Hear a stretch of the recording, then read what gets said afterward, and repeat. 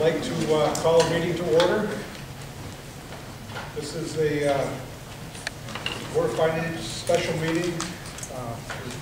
The difference with a special meeting is we need to stick with what we have on our posted agenda. And the first thing we have on our agenda is seating of the alternates. Looks like we have all of our Board of Finance members here, so we will not need seating the alternates. Next thing is going to be to review and approve the meeting minutes from the 3/12/2011 budget workshop. Can I have a motion to approve those minutes? Okay, second. Discussion? The only item that I have seen that I asked for review was the one about the motion to lower the Board of Education capital by $150,000. I emailed a few sent for the motions out to read the 7. Left off a 0 on the end, so I want to make sure that. Can you check these to make sure these are correct? Yes. So motions that were filed, It was like the file was truncated for left out a 0 and 1 on, so I looked at it, it's fine. I'm okay with here. Yes. Okay. When you're saying, you're saying motions did show, you showed it a different way. It is correct. And basically 15,000 in the copy that you would email box, like it's got cut off in the end of the page. But here it says 150,000. Any other questions? Only, I'm sorry. Some people in the back, if you could just speak up the best you I'd can. like to speak up. Just so everyone in the back can hear. Thank you. where it mentioned the ARRA money, it was put as ERRA instead of ARRA, and I'm looking for what page that was on. Should be E. It should be ARRA, wherever that was. Okay. That was the only thing I noticed. Here it is. I've got one other item. It's pointed out to me that when we take our votes, we need to not only include the vote tally, but how the individual people voted. So I propose that we amend the minutes to show the names of the 3 people that voted for the motions, 2 people that voted against. I think that it was the same people in each one of the motions. Right? Yes. So the people that voted for the motions were Reggie, Alicia, Jim, those who voted against it, Dan, Mark. So if we can make that amendment to the minutes.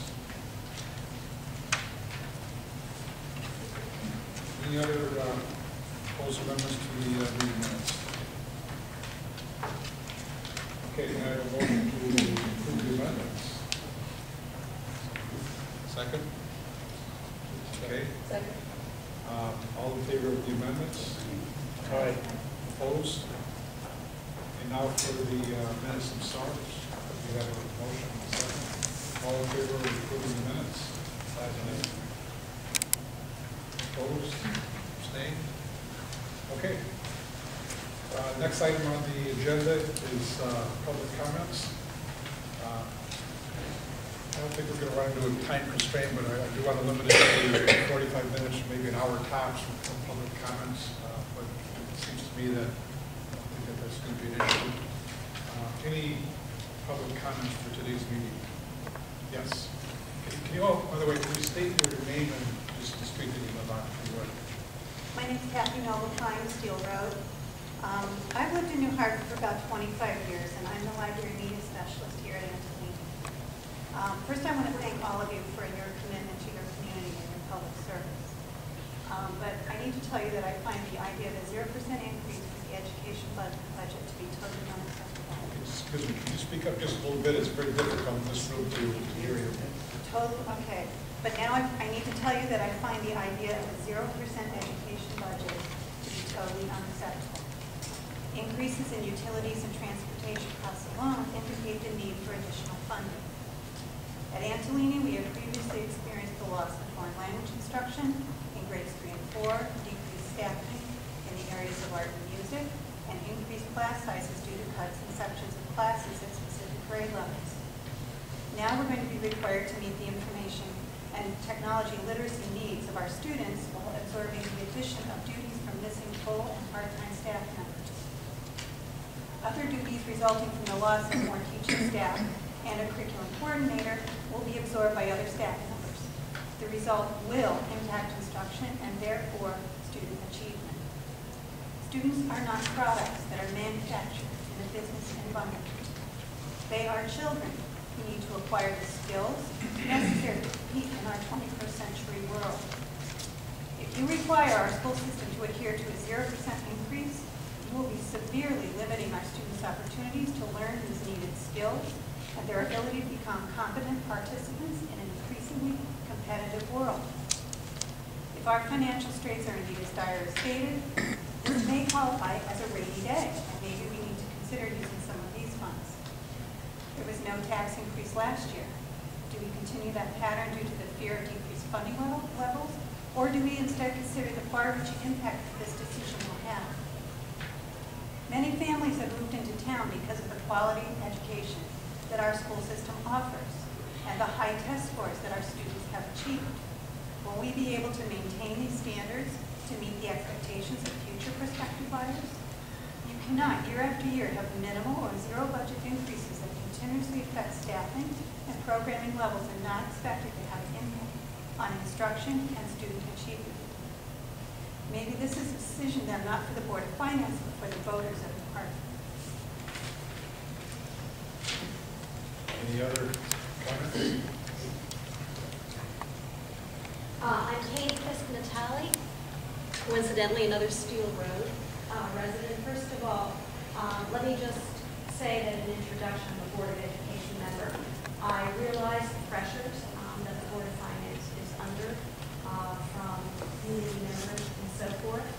But I want to speak to the issue of certain of the cuts that we as the Board of Education were asked to propose in response to the motions that came out of the last Board of Finance meeting.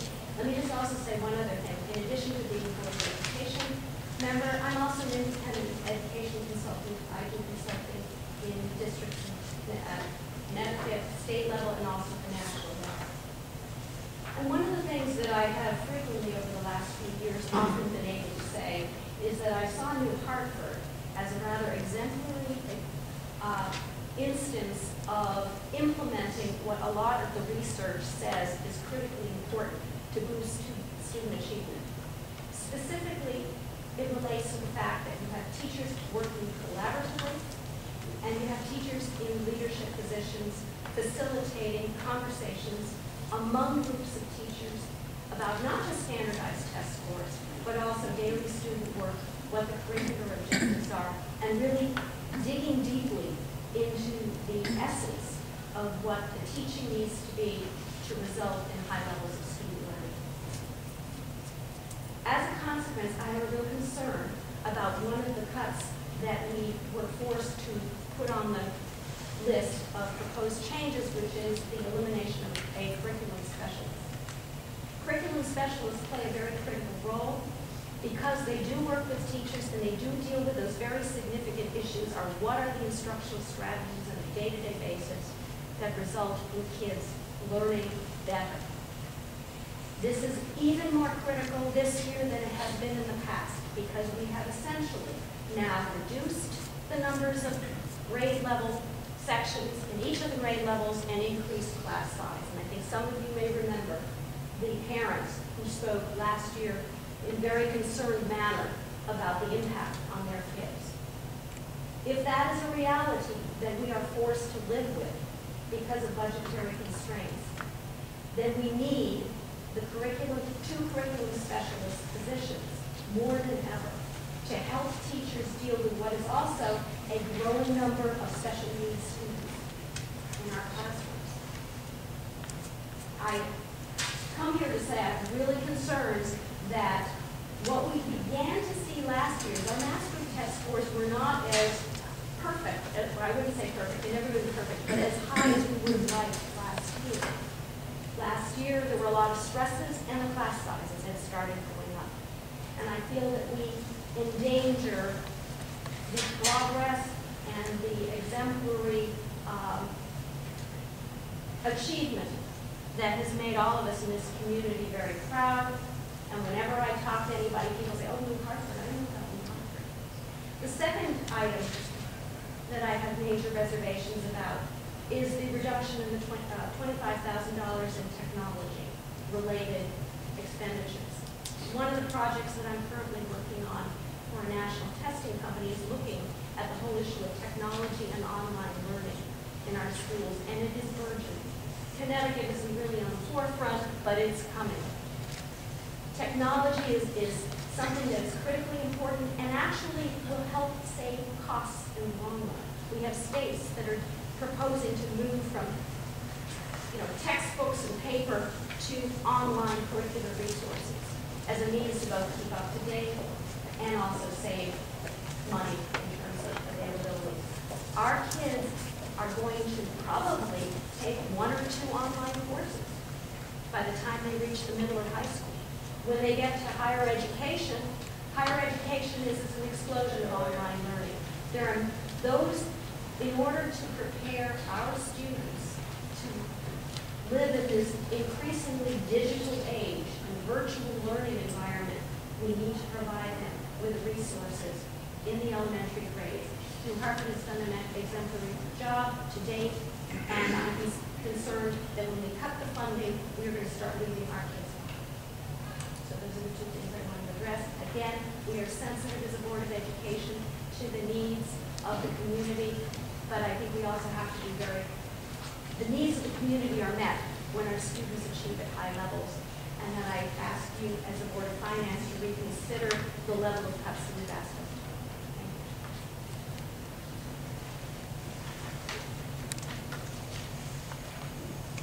Maria? I'd like to address 2 things. Name, William Moore. Street address? 104 Town Hill Road in Hartford. I'd like to address both the 2 boards of ed budgets and then briefly the town budget, but be real brief, okay?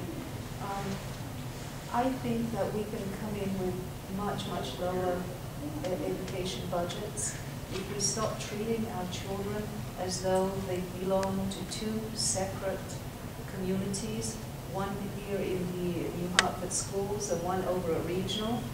I think that somebody in this town needs to take the initiative, and I don't see anyone with the power other than the Board of Ed, than the Board of Finance, where you have to ask these boards to, number 1, make use of mechanisms like shared services that are already in place, the specialists are there, and they can take care of our special needs children without duplicating services both here, locally, and at Region 7. That in itself will give us a great deal of reduction in costs. We also need to look at things like health insurance. Why is it that after so many years of having regional and local schools and the town hall, why is it that each one still has their own health insurance policies? We haven't been able to coordinate, and by pooling get lower costs. So there are very, very basic ways to cut the costs that have not been taken on by anybody. It's not always cut the teacher, cut the person closest to your child. We need to look at, do we really need 3 buildings for 592 students? Okay, I mean, to me, that just really seems over the top. All right, so that's what I want to say as far as the education budget. We are attracting a lot of special ed students from outside of our town just because we do offer a very real Cadillac environment for them. When shared services is a great program and we do very well for everybody. So that's as far as the boards of ed. As far as the town, I have a great concern that every time we come in with a 0 budget, it comes in 0 on the shoulders of the employees of the town hall. their hours keep getting cut and reduced. And there are many, many times that people go to town hall and find the assessor's office closed. They go up to the development office, to the building office, and nobody is there able to attend to their needs from a Thursday morning through the following Monday morning, because personnel has been cut to get this year budget. In the meantime, the funds are going into things like creating these wonderful playing fields over at Brown's Corner, which I'm fine, I love sports, but do we really need to have these beautiful plantings and all of this? I understand there's now a playscape that's going to be put in there next year as part of this budget that we have right now. Okay, so when you look at that, where is our money going? We should be investing in our employees at Town Hall to give us the best service they possibly can, and also take care of the sports needs of the kids in town. But my goodness, you know, there are other segments of the community than children, and I think we should start taking care of their needs too. That's all I have to say.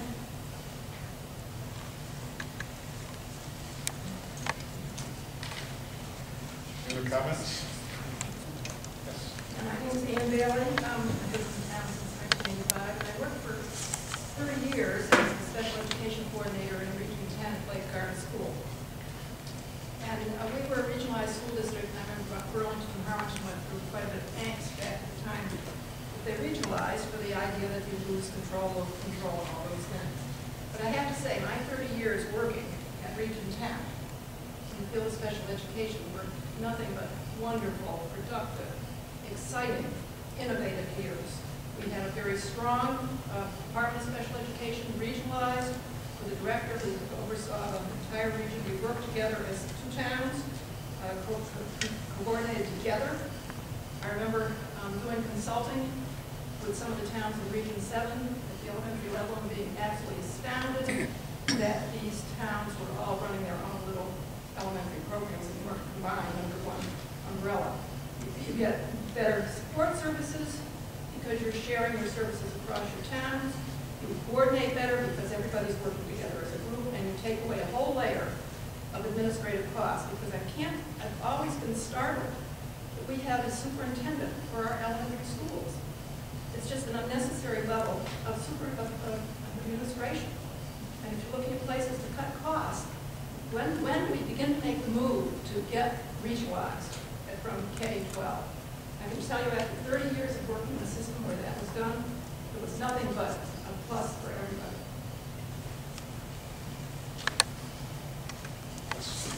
Linda Goff, Maple Hall Road. Believe it or not, I have a lot to agree with Maria. There is a lot more to our town besides the education.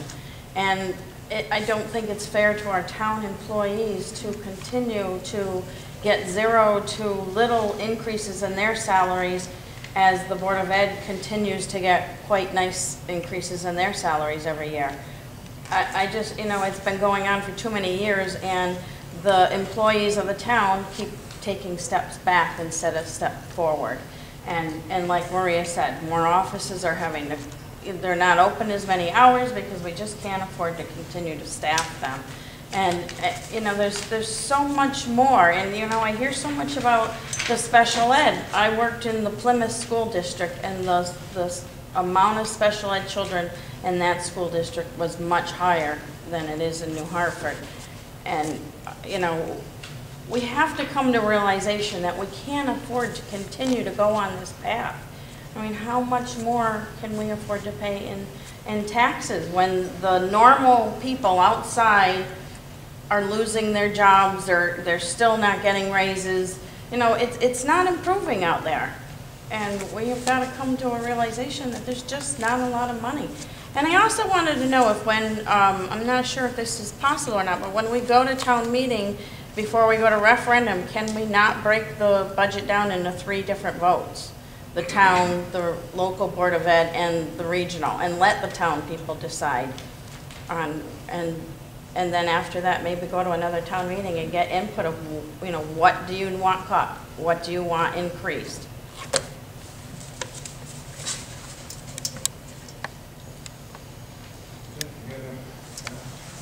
Yes, my name is Devin Butler. I live at 465 Town Hill Road. I have a couple observations, and then I'd like to ask perhaps if Philip could answer a specific question for the group. My first observation is that an analysis was performed, I believe, by a member of the Board of Finance that said if the budget remained at its current level, that someone with a $300,000 assessment would pay approximately $450 more in taxes. Unfortunately, that's not the only place where tax increases are taking place. Apparently, with the shared sacrifice budget being introduced by Governor Malloy, there's an estimate that's been done that the average taxpayer will pay somewhere between $1,800 to $2,200 a year more in taxes. There is not a sustainable model to keep coming back for increases in taxes. I did an analysis which I shared with several members of the Board of Finance. In the most conservative form that I could put it, it was that more than 40% of a wage earner who makes $60,000 goes to taxes of all sorts, local, state, and federal. And as you count that disposable income to pay your car insurance, your mortgage, your food bill, et cetera, is an ever-diminishing number.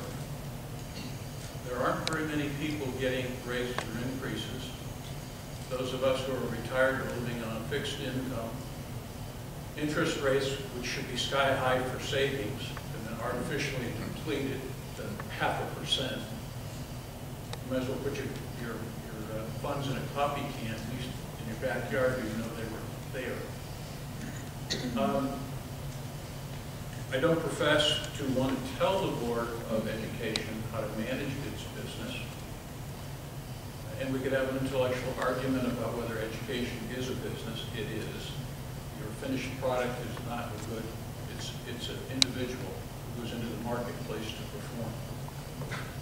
And how well we prepare them is important. And it seems as though every time you talk about education, and it is, you're not there just to fund it ad infinitum, that you must be anti-education. So if you hear me speaking in opposition to increasing your budget, go ahead and say that. In the same breath, I would tell you, I served 12 years on the Board of Education, 6 as chairman, and 14 months at regional before I moved from the area. At that time, if my memory hasn't failed me, the cost of educating a student was around $7,000. Dr. Phil can tell us what it is current day, but I think we're approaching double. Unfortunately, all the rest of the things that would support that, like our incomes, aren't living up to that measure of increase. My next observation is one specifically that has to do with, I think that the Board of Education needs to give the outward appearance that it's open to the idea of changing the model. Now, I'm not making an argument tonight that we should replace Kate Rieger as principal here. The argument that I would make is, why didn't the Board of Education come to the townspeople and explain the logic of mounting a search and what ways we might alternately approach executive staffing for this business that would have perhaps led to alternatives other than a full-time principal? My understanding that we're actually in that recruitment mode already. The last observation I have, which calls for an explanation, it is my understanding we have a special education student coming to the district. And if I'm correct in this, that those costs approach between $125,000 and $130,000. Questions that I would like to have answered, and I know you can't talk about an individual student, but you can talk about the situation that supports this demand for that amount of money. What exactly will we be providing to this student that constitutes $125,000 to $130,000 worth of demand services? And it used to be at one time when a student was accepted into a new district, there there was a planning and placement assessment made and taken to the state.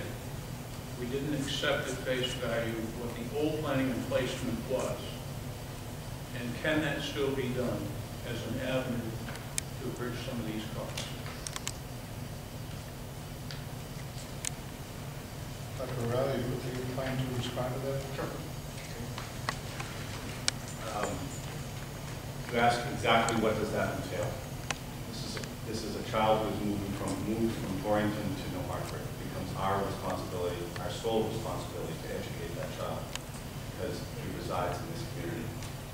It entails tuitioning him to a specialized school because of his significant educational needs. Those needs we can't accommodate here because we don't have the staff at the time.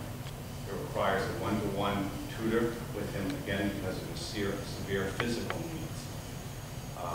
It requires specialized transportation because he can't be on a bus with a regular-sized bus because of his severe needs, and it requires a one-to-one assistance on that bus. Those are not defined by this system. Those are defined by a PPT, planning and placement team that consists of specialists and parents who determine what the specific educational needs are for this kid, and we are obliged as a district to follow that. If we don't, we could be sued. So this is what his PPT required when he moved in, and we're required to now take over as a town. Other comments? I would like to read a letter that somebody had emailed me requesting that I read. This is from Don Whalen from Arrowhead Drive. Dear New Hartford Board of Finance members, this letter is written with complete conviction that our Board of Finance members take seriously the responsibility to implement a town budget that is fair both to the taxpayers and to our town/school employees, some of which who are also taxpayers. My intent in this letter is to ask the Board of Finance to reconsider asking for a 0% plus the unanticipated special education cost increase budget from the New Hartford Board of Education. It is apparent from the past experience that once jobs are cut from the budget, they are scarcely ever recovered. I think we need to truly work towards a shared sacrifice and save some of our precious teachers' jobs, even if that means tax increases. Proposed cuts will impact student learning. Please allow the Board of Education some flexibility and therefore the ability to maintain the high standards that make New Hartford Public Schools the envy of most towns. The headline in Connecticut and around the country speak of teacher layoffs and paint a dim picture for public employees. But I say let's be different in New Hartford. I'm always hearing a word from New Hartford, or that's not how it's done in New Hartford. Well, let's own up to our uniqueness. Let's start our own trend and work together to implement a fair budget town in New Hartford. Let's make headlines being a small Connecticut town that voted to keep people working. Wouldn't that be an awesome way to welcome a new principal into our community? Thank you for your time in serving the great town of New Hartford. Don Whalen. I'd also like to just read a couple excerpts from many emails, probably over 30 emails that I've received. Almost all, with that one exception that I just read, asking for a 0% budget increase.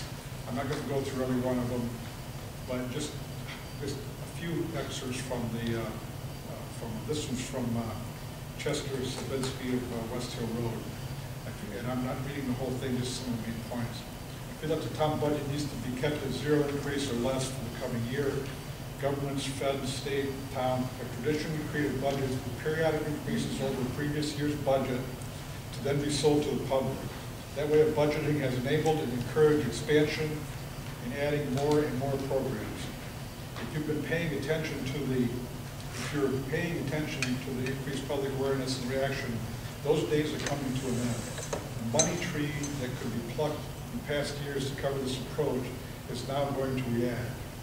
We, the money tree, have to do more with less in our personal budgets, and our personal budgets include paying for the towns. Understand that point? It's important. We are doing that. For starters, if the school board thinks that they can still shake the money tree with emotional pleas like for the children and lamenting having to adjust for study halls if they do not get an increase, then it's time that they get moved out of the way for managers and teachers with a better attitude to reset the focus and run the schools to what they are fundamentally there for. We just heard of a budget increase, a large increase. Frankly, any increase this year is not acceptable. With oil and grocery bills climbing, our national and state debts, we need to keep our budget where it is, if not lower. Companies are going lean. Families are cutting their expenditures in other areas. And all governments need to apply lean principles to reducing their costs. I ask you not to raise, this is another person, I ask you not to raise taxes this year. Let's not have to keep spending mentality like this, the state and feds. Check area towns. All around us, people realize we have to cut back spending. Exclamation point, exclamation point. Actually, there are 16 of them total. This is totally unconscionable. These economic times, times are tight for taxpayers. That's the flavor of some of the things I'm getting from people judging by the names and my understanding of these things and being involved in the last 10 or 12 years. Not the kind of people we usually hear from. Certainly not at the meetings. Any other comments? Yes. I'm Pete Anderhiggin, and I live on Litchfield Turnpike. George Lakoff wrote a book a few years ago called The Metaphors That We Live By. And he talked in that particular book about the metaphors of conflict. You can't hear a politician talk today who's not going to fight for you. I hope all they do is work for me. And just because we live in a capitalist society, we think everything is a business just because we make exchanges with money. When I was a child and the greatest generation was fighting the Second World War, I remember stamping on tin cans, collecting milkweed, having gas rations, and paying plenty more taxes. We want to think of our town as having a wonderful educational system, but somehow or other, we don't seem to want to pay for the best educational system. Taxes are a pain in the neck, but it seems to me they're the dues we pay for living in a civilized society. I wonder if the only thing we've learned in the past 10 years is that we can get social services without paying for them, because that's what we tried to do with the war. Don't pay more taxes, just go shopping, and we'll run 2 wars. I think it's delusional. When the cost of oil is going up, when the cost of electricity is going up, and we keep a zero budget, where's the money going to come from? It's going to come from those wonderful teachers that give us the best educational system in the area. I think that's delusional. I don't want to pay taxes particularly, and the matter of fact is, I've lived in this town for 17 years, and none of my children have been educated here. None of them. But I paid the $8,000 or $10,000 per year for students, and I haven't complained about it. But I'm getting to the point where I think, isn't there got to be some give and take here? It's interesting, I spoke with Phil today, Dr. O'Reilly, and discovered that we really don't know how many homeschoolers we have in this town. Now, I would think we would want to know how many homeschoolers we have in this town. Number one, because it probably is a state law that they register with us. And number two, just think of them. They save us $8,000 to $10,000 per student that they educate at home. We ought to give them some recognition. Well, I just think we need to bite the bullet. If we want to have this town with this highly regarded educational system, I think we have to bite the bullet and pay for it, and not take it out of the students' eyes when we're paying more for oil, and of course we know the oil companies need the extra profit. That's all. Any other comment? Yes. Thank you. Ben read a few of the letters. I happened to receive 30 letters. One was okay with an increase, 29 absolutely no, 0, nothing. But I also think it's important that everybody here understand that it's unfortunate that the education system, the Board of Ed, has put themselves and this town in a very difficult situation. We're at the end of a 4-year contract that averages over 26% over the 4 years. And I had received this letter, and this letter, by the way, I can validate because I received this personally from the superintendent last year, of which there are 23 people this year that are receiving over 8.5% up to 21%. Last year, same thing, over 8 up to 21%. The year before, over 8 up to maybe 10+%. Over 4 years, some of these have gone from up to 59%. The minimum increase this year is 4%. Now, come on, I don't think it's delusional, all right, that this is what's happening. The people need to understand, okay? You can't continue to be coming back and saying, if you want education, you have to pay for it. That's not the point. I asked somebody the other day, I said, well, where do you want us to get the money from? They said, well, get it from the taxpayers. And I said, okay, where are the taxpayers going to get the money from? They couldn't answer that. They have no jobs. They've got decreases. They've lost jobs. They've lost money. People in these letters are struggling.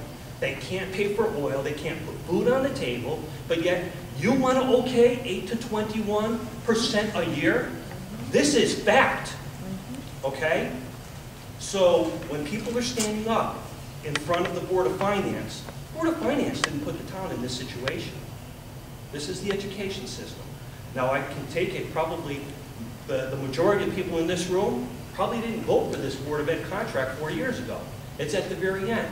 But yet last year, nothing in terms of shared sacrifice. This year, I haven't heard anything in terms of, well, you know what, we might give it up for a year. Nothing. And it's unfortunate. Because what's happening here is now everybody comes back and says, well, we need the money. Where are we going to get the money from? From people that don't have it? From people that are on fixed incomes? It is not fair. This is what's not fair. So when you say the town employees are not getting their fair share, well, they're not in the same situation as the Board of Ed. So that's what's driving the increase in this town for the last 4 years. And it is an unfortunate situation that they have been very silent, and I can't believe that they have the nerve to come in and ask for more when they should be saying, we'll give it up for a couple of years. Let's give you a break, not a chance. If I may, when we hear people protesting or opposing the education cuts, never do we hear about those people going after that 6%. We just don't hear about it. Mark Hampstead, next town over, the education, was just, I don't know if it's just the teachers, but at least the teachers. Can you speak up? The Mark Hampstead, from what I read, voluntarily, teachers voluntarily gave up their increase for this next upcoming budget year within the current contract. I don't know if it was 2 or 3 or 4% or what it was that they gave up, but they gave up their increase. We've got 6% built into our budget for teacher increases. Someone else had a comment.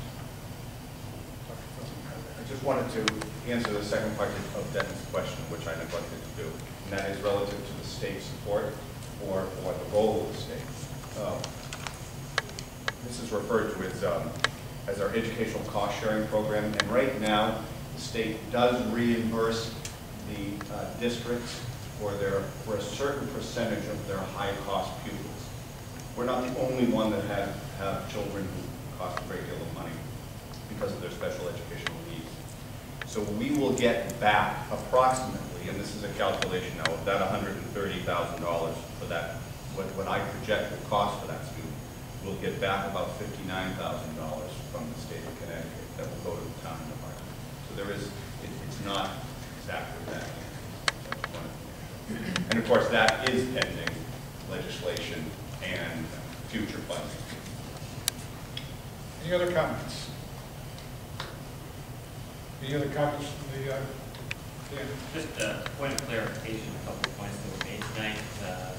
One question was asked about what attempts anyone here is doing for regionalization. The Board of Selectmen did send a letter to Region 7 requesting that a K-12 regionalization study be completed, that there is a study group in place. We don't know what the outcome of that study. It's a year-long evaluation and analysis that Region 7 and a group of individuals within the community are working on to research how education is delivered to our students and whether there's any benefits to adding grades to regional or not. They're putting forth a good faith effort. It's hard to imagine where it's going to go. You've got a regional district that's existed as present for 50 years. So will there be motivation sufficient to change that or not? But the question was posed, what are we doing? Well, the Board of Selectmen voted unanimously to make the effort to say, hey, study it, make sure that we know that we're on the right track. So that was point one. The second was a point of clarification for plans for Brown's Corner. There is no playscape plan for Brown's Corner. The approved site plan is on file in the building office. If you could find something there. I'll get it for anybody. Al Bernoli, West Hill Lake. I'm one of the fixed income persons. And last year, the town reassessed the properties up there, and my taxes went 100%. Now I'm looking at your budget here, and the one that I don't understand is the Board of Education. You went up 71% on it. I'd like an explanation of why that item in this budget went that high. I can answer that question.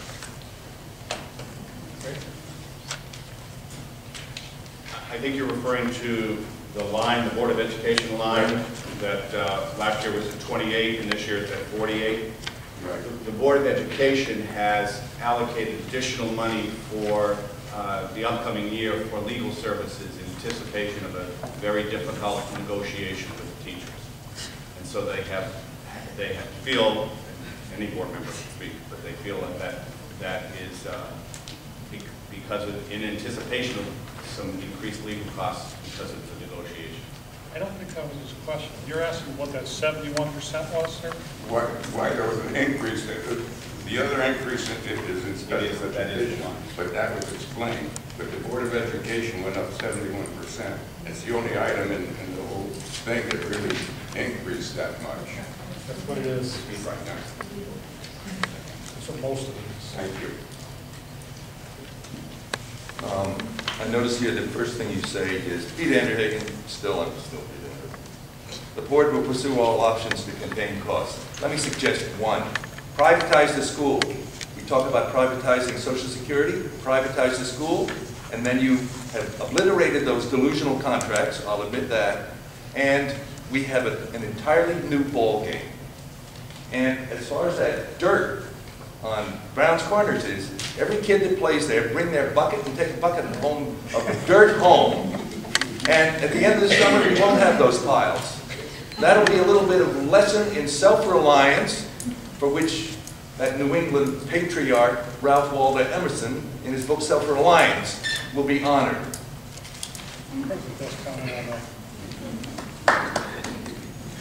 Yes. I would just like to answer to when I said that there was a playscape in the offing for for Brown's Corner. I saw that on the capital expenditures form sheet that was handed to the Board of Finance at their last meeting. So if it was an error, excuse me, but it was written there as one of the upgrades to be done to Brown's Corner. Another perfect example, he says there's going to be an increase because of legal fees, because the teachers are going to fight for more money, for more negotiations. When are they just going to settle for a normal increase like the normal people in society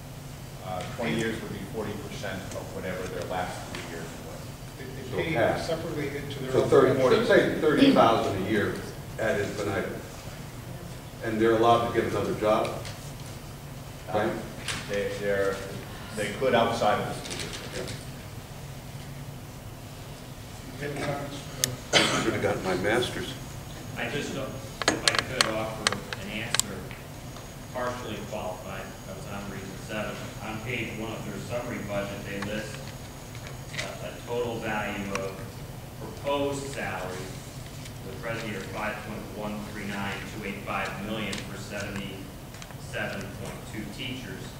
I believe it includes administration also, but that would lead someone to believe roughly 67,000 average, including administration. So you have to take out the number there. It doesn't include special ed teachers. And obviously there's benefits that go on top of that. So Healthcare. divided by 3/4 of a year in class would be what a week? I'd say 10 months. All right, so, well, including Christmas, spring break, all But that. everybody gets it off. No, I don't know about that. I know. Most of them. Not if you're in retail. I understand your question. I'm just trying to Coming offer to the end information. of our allocation of time for this, are there any other comments before we move on?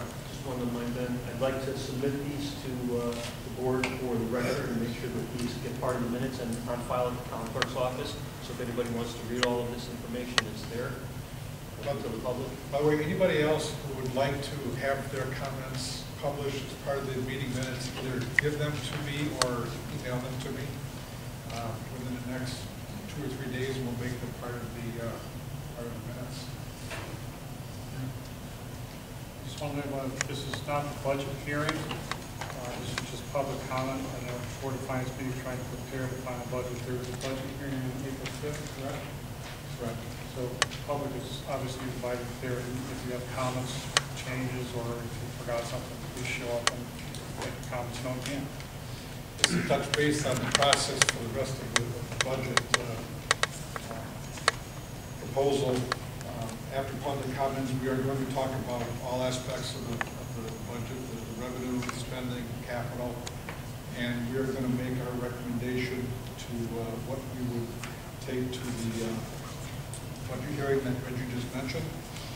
We will, as we always do, show what the original budget requests were, the requests that the Board of Finance made, and the final results that we settled on as a recommendation. We will hear what people have to say at the budget hearing. From there, we have our next regularly scheduled Board of Finance meeting, second Tuesday of April, I think maybe the 12th of April. We will make final recommendations on what we want to propose to the taxpayers for a budget. It will go to a town meeting, which will then be adjourned to referendum. And we will have a referendum on May 3rd. Anybody got that?